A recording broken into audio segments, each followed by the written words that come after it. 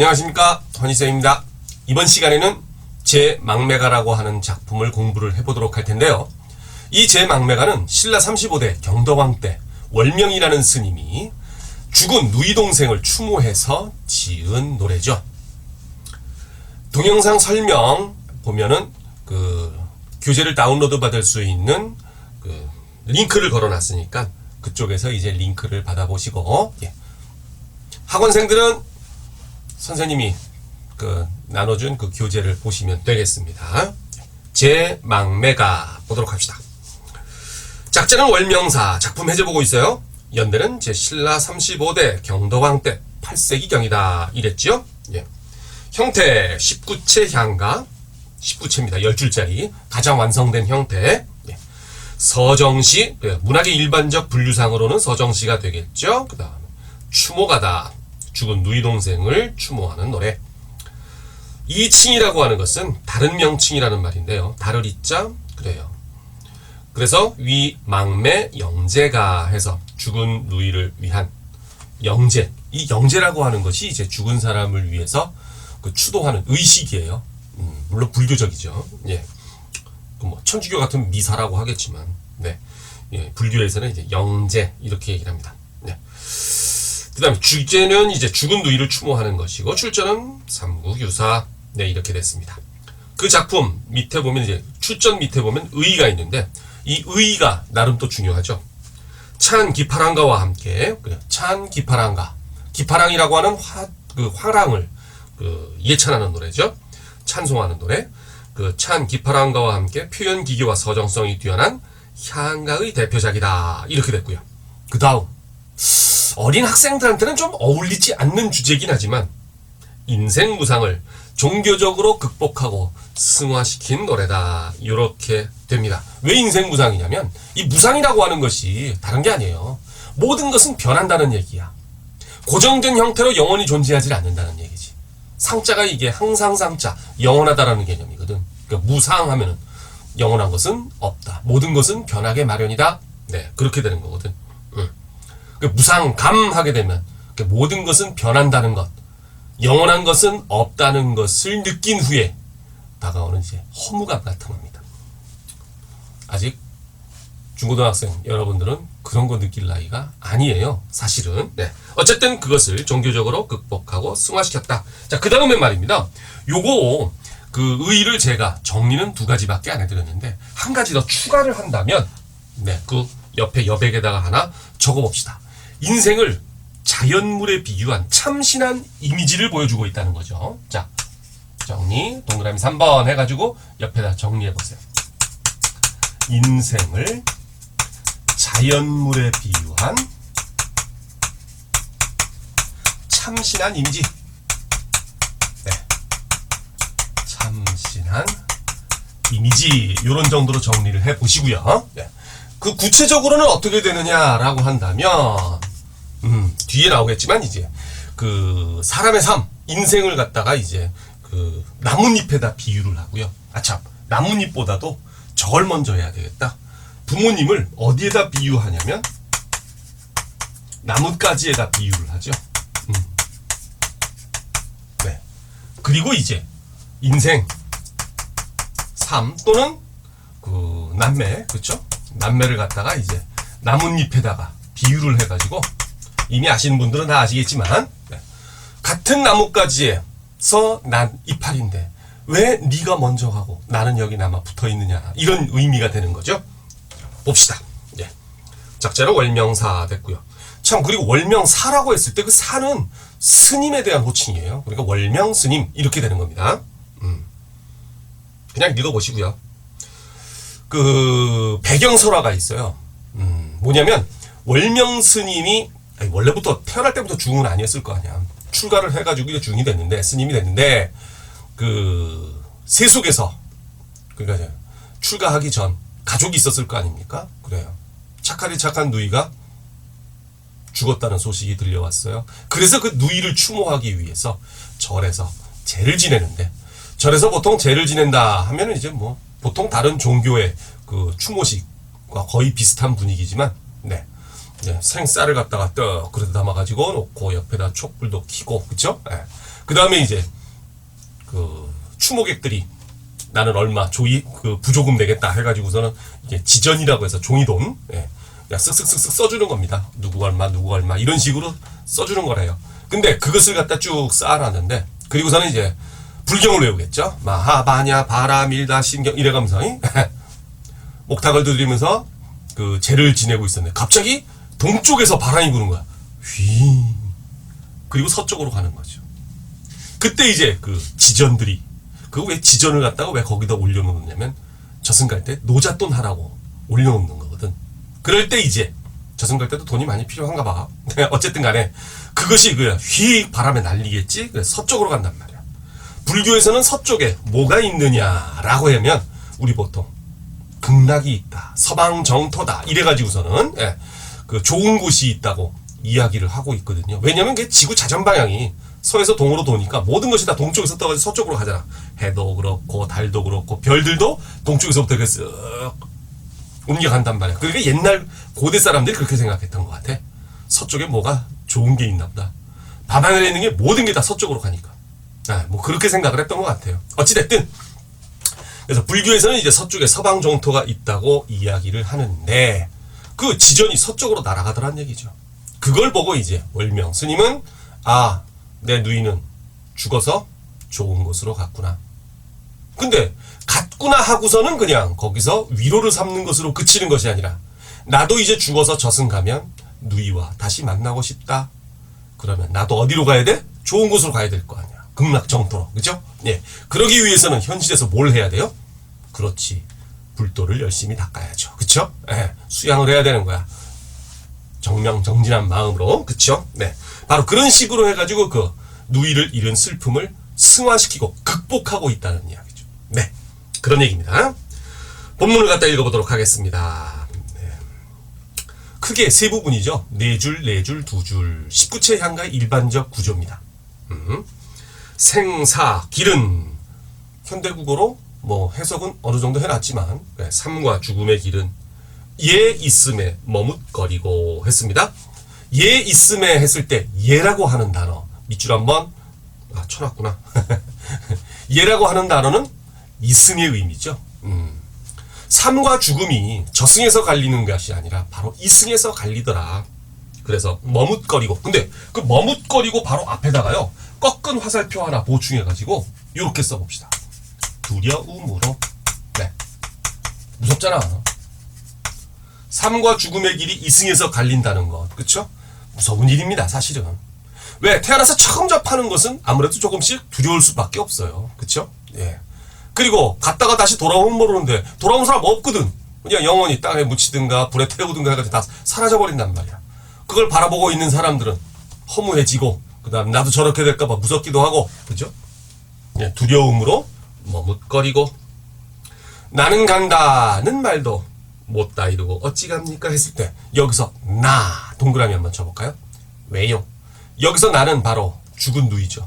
오빠 나 먼저 가요. 이게 바로 죽은 누이가 하는 거란 말이야. 하는 얘기란 말이야. 그래서 나 동그라미 치시고 죽은 누이. 네. 간다는 말도 못다 이루고 어찌 갑니까? 먼저 간다는 말도 나에게 하지 못하고 그냥 그렇게 갑작스럽게 갔느냐라고 하는 것이죠. 한마디 얘기도 나누지 못하고 임종을 갖다가 지키질 못했나 봐. 여기서 자 우리 그 이행까지 머뭇거리고까지는 이제 두려움이 나타난 것이고, 그 다음에 어찌 그렇게 말도 없이 말도 전하지 못하고 가버렸느냐, 급하게 가버렸느냐, 여기서는 이제 아쉬움이죠. 그래가지고 그 네 줄, 다시 말해서 생사기른서부터 시작해가지고 어찌 갑니까 하는 그 가문단의 내용, 문단이라기보다는 전절부, 그쵸? 예. 19채 향가가 전절 네 줄, 후절 네 줄, 낙구 두 줄 이렇게 된다고 그랬잖아요. 구성이, 그죠? 예. 이 전절부가 되는데 여기에 외부적 충격 요렇게 한번 정리를 해봅시다. 그래, 누이의 죽음이라고 하는 외부적 충격을 접하고 어떤 정서가 있었어? 여기서 얘기했던 두려움.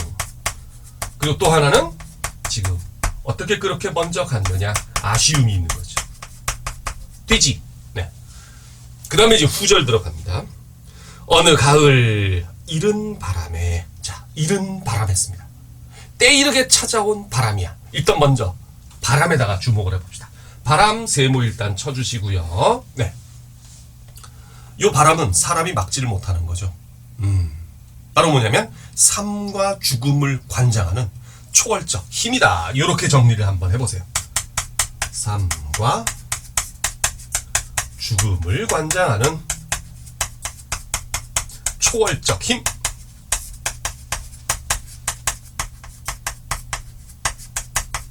네. 그런데 바람 앞에 이른이라는 수식어가 붙어 있단 말이야. 때이르게 찾아온 바람이란 말이죠.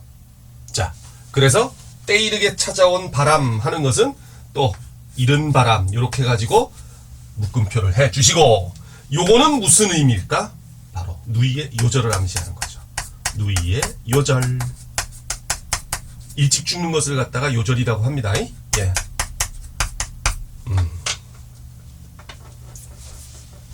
사실 우스갯소리로 그래요.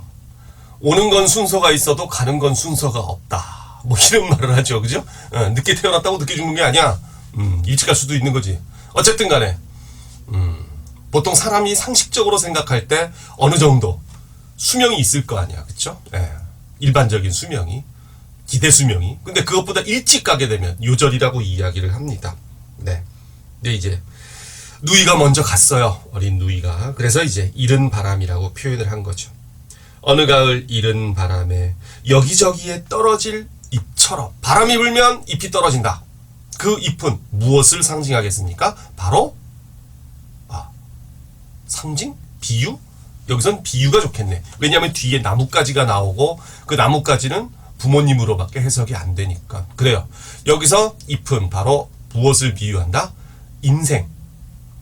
그쵸? 예, 삶. 이런 걸 갖다 비유를 한다. 이런 얘기가 되는 거죠. 그래서 잎에다가 삶 또는 인생 이렇게 적어주시고, 한 가지에 나고, 여기서 한 가지, 같은 가지를 말하는 거죠. 같은 부모. 그렇죠.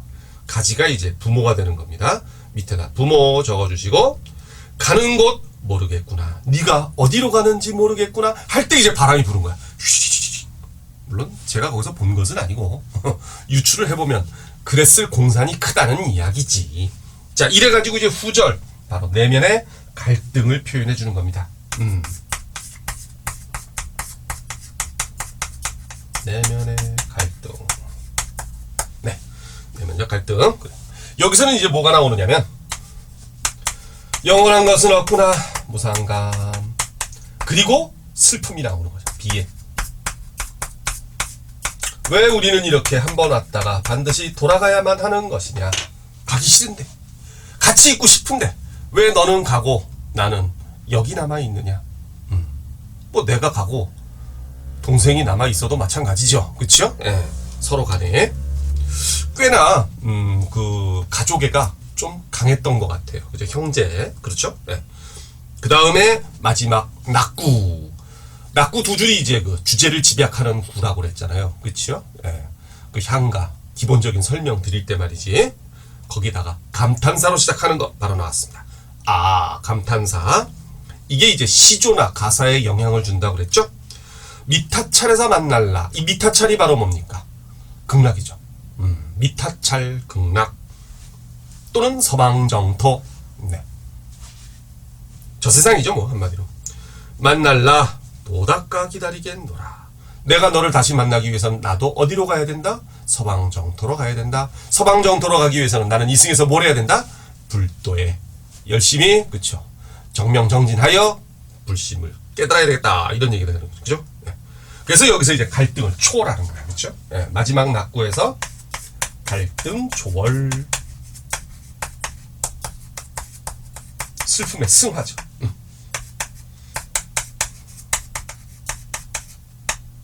슬픔을 승화시켰다. 승화라는 말이 뭡니까? 이게 이제 중고등학교 그 과학 시간에 사실 중학생 때 배우는 거잖아요. 그 일단 그 어떤 그 물질이 상태가 변할 때 보통 일반적으로는 그 기체가 아니지.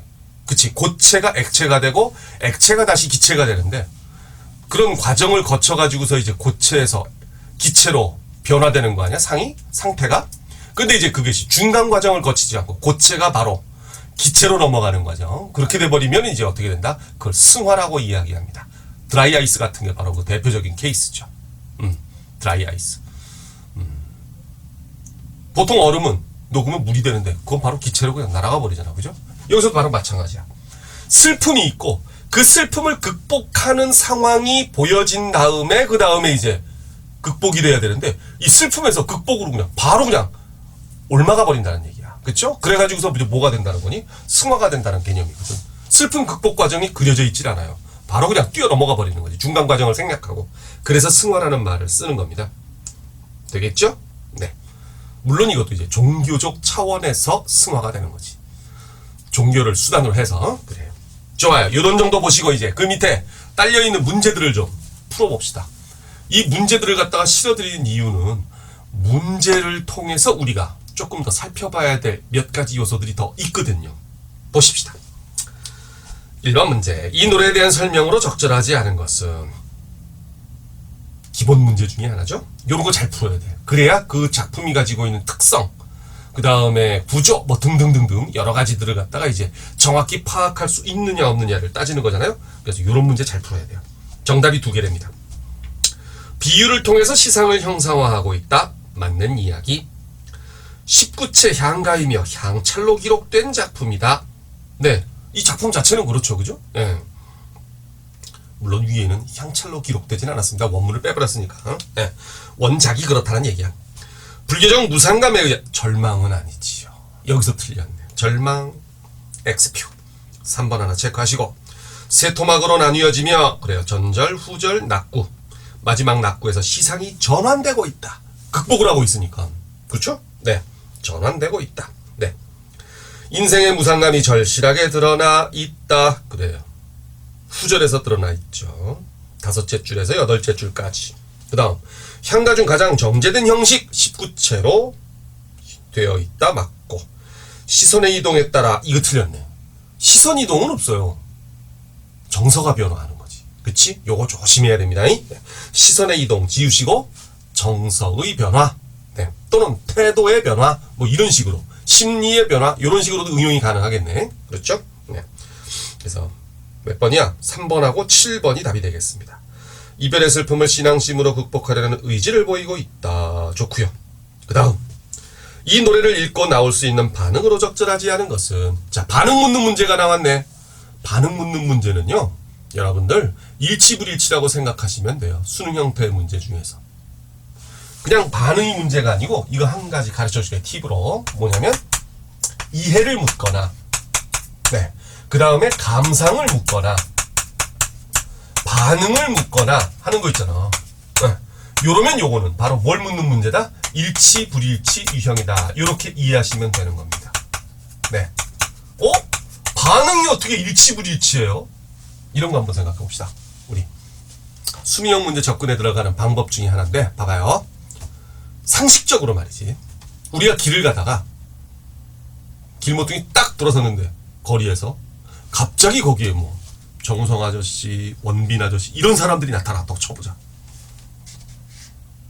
바로 어떤 느낌이 들겠니? 특히 여학생들. 와 멋있다. 잘생겼다. 그지? 남자가 봐도 잘생겼는데 여자들이 보면 오죽하겠어. 그죠? 예. 그렇단 말이야. 그 사람들 반응이 틀린 게 아니죠? 또 그런데 걔 중에는 아 기분 나빠. 재수없어. 이렇게 느끼는 사람들도 있을 수 있거든. 그치? 예. 자기 스타일이 아니면 그쵸? 자기 타입 아니면 어쩔 수 없는 거야. 근데 말이야. 만약에 이런 방식으로 접근에 들어가면 이 감상이나 반응을 묻는 문제 정답이 있다는 얘기예요? 없다는 얘기? 없다는 얘기지. 거기서 문제가 생겨. 그러면 정답이 있다는 얘기라면 무엇을 기준으로 정답을 따질 것이냐? 바로 내용이야. 다시 말해서 보세요. 원리를 설명해 드릴게. 갑자기 제망매가 설명하다가 수능형 문제 해결 방식을 가르쳐 주는데 팁이야. 봐봐요.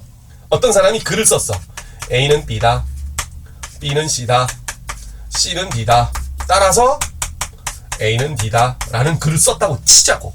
그럴 때 자 이해나 감상이나 반응. 그래 반응하세요. 반응 물어보자. 옳지 않은 반응은 자 1번 선택지 A는 B군요. 이 사람은 제대로 보인 반응이죠. 왜? 지문에 있으니까. 그 다음 두 번째 A는 C도 되는군요. 이건 유추가 가능하잖아. 그러니까 이것도 맞는 반응이야. 그런데 세 번째쯤 가니까 선생님 A는 그러니까 F는 아니란 말이죠? 얘가 미친 반응이지. 왜? 지문 안에서 그렇게 얘기를 안 하고 있는데 왜 이런 반응을 보이느냐는 얘기지. 이해되겠습니까?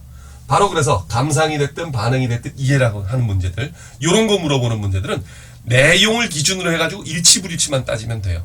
이해하셨죠? 좋아, 그럼 봅시다.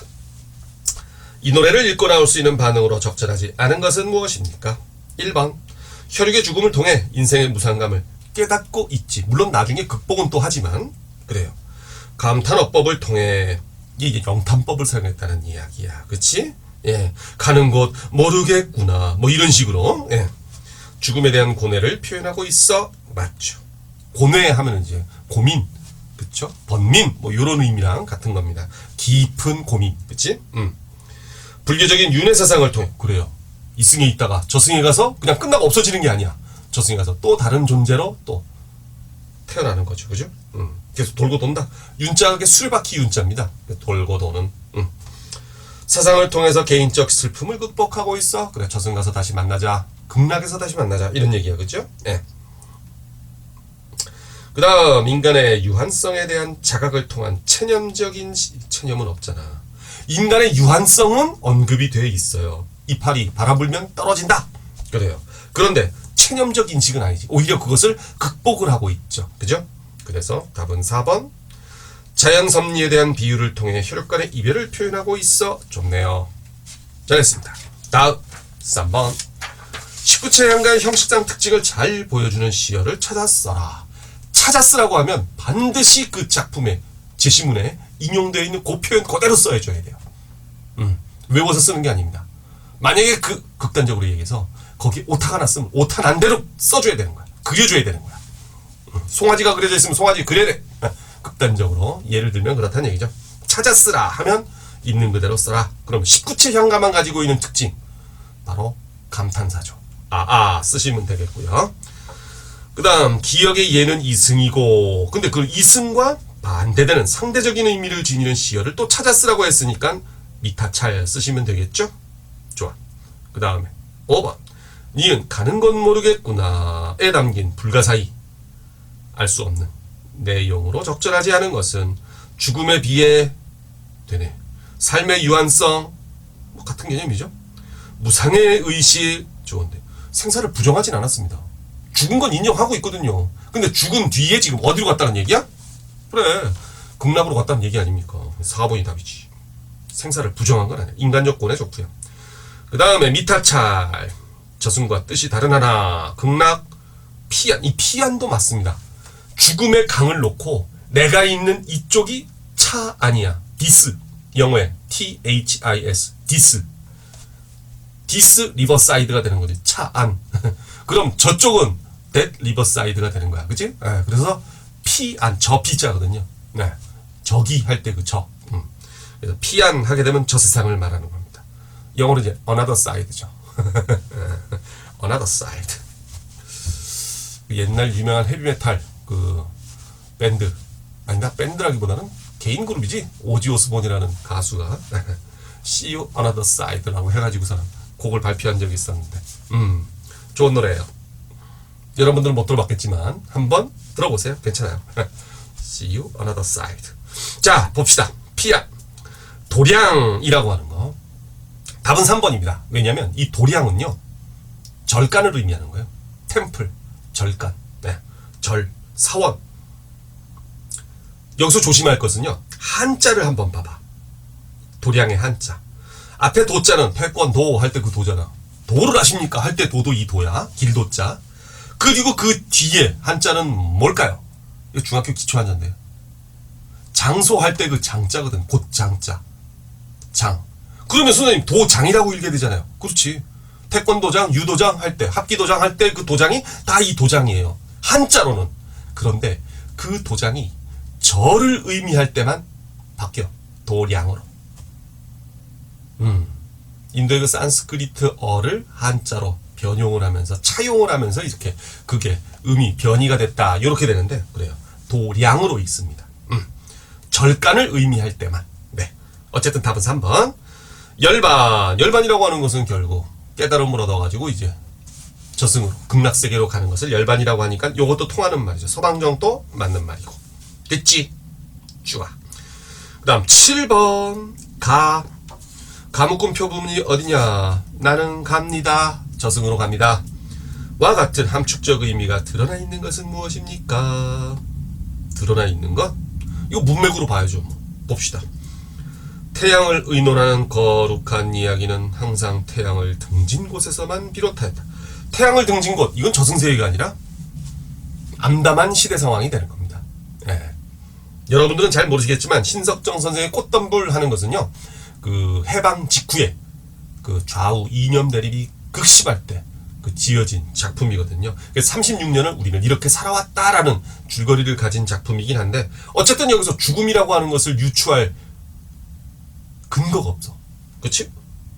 태양을 의논하는 거룩한 이야기는 항상 태양을 등진 곳에서만 비롯하였다. 그냥 어두운 곳이라는 의미죠.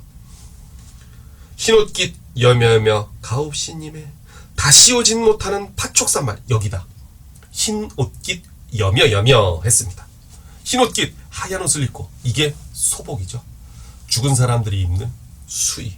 그리고 다시 오진 못하는 길을 떠났다. 죽음의 길을 갔다는 이야기입니다. 파촉산말리. 네, 그렇습니다.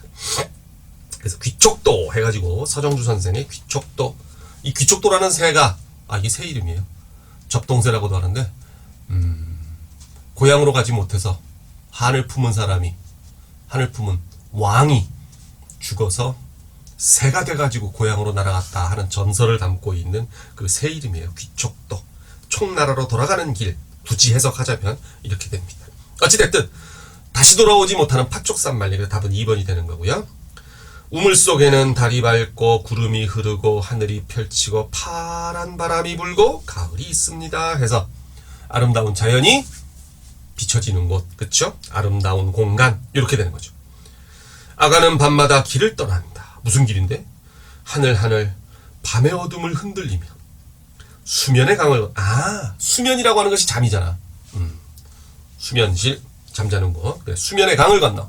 그러니까 결국 잠이라는 강을 건너서 가는 길이 뭐야? 꿈길이지. 그래서 길은 꿈길의 의미.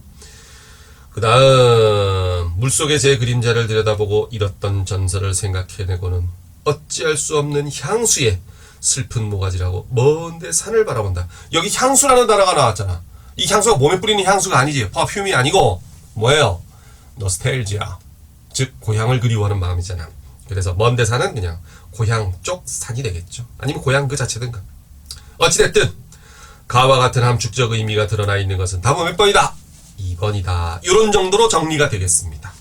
자, 일단 이번 시간 준비한 내용은 여기까지고요. 우리가 제 막내가 한번 살펴봤습니다. 또 다음 작품 또 기대해 주세요. 참 이 영상 도움이 되셨다면 좋아요, 또 구독 눌러주시고요. 감사합니다. 자, 다음 시간에 또 뵙겠습니다. 수고하셨습니다.